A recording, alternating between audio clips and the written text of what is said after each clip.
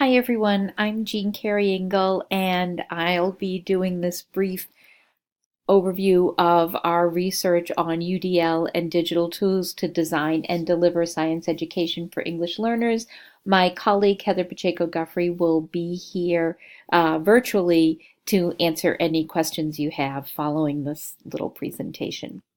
So this is the problem that we addressed. There was a large urban district in southeastern Massachusetts. It is a professional development district for us, and this is a professional development school that we worked with that have a very large English learner population. Over 50% of the students in this school, which has over 500 students, are English learners. So here's the problem that the teachers came to us with.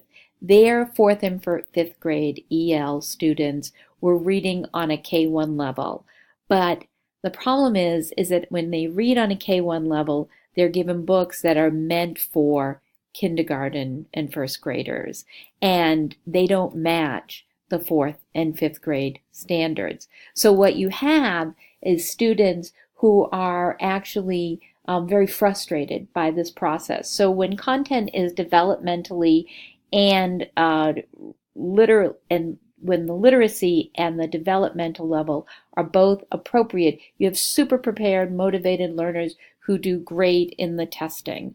What we had in this case in this school were very demotivated and frustrated learners. The teachers came to us and said the students had actually refused to engage anymore in this kind of reading. They called them baby books, and actually they said, these books were insulting to them, and they are.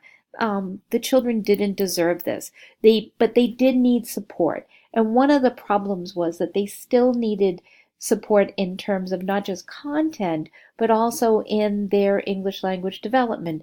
Things like phonics, things like being able to read nonfiction text. So our job was to try to address that. And here we are, right there. We wrote a grant for iPad minis, Osmos, and for a collection of science apps. We're very happy because we got the grant.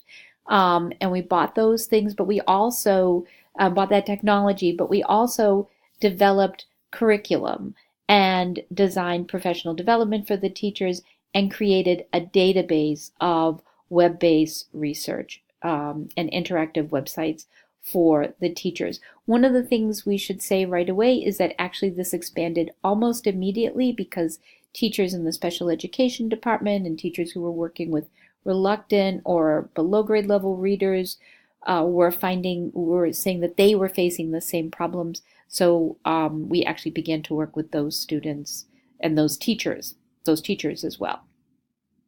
So we really saw this from a universal design framework.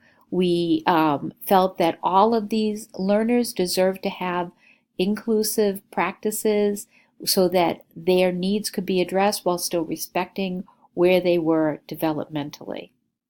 So that meant that we really wanted to focus on engagement, representation, and also a way for students to show what they were learning in an appropriate manner.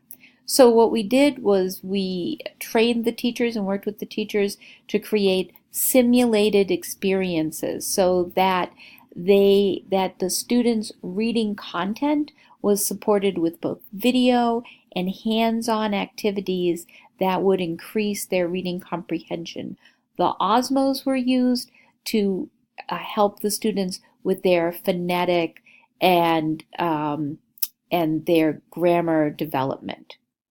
So the technology worked really well. It allowed a lot of different types of learners to be included in the science learning process, but also the technology required us to use a TPAC framework also when we were working with the teachers so that they were competent with the technology but also competent with the content. Our end of year results were quite good last year. We're looking for our end of year results for this year as well. And we got great responses from the students. They really liked the work that we did and the engagement was quite high. I'm including at the end a list of UDL friendly apps that you might be interested in, as well as our criteria. And thank you, and we want to thank the Center for the Advancement of STEM Education at Bridgewater State, and Heather will answer all of your questions. Thanks a lot, everyone.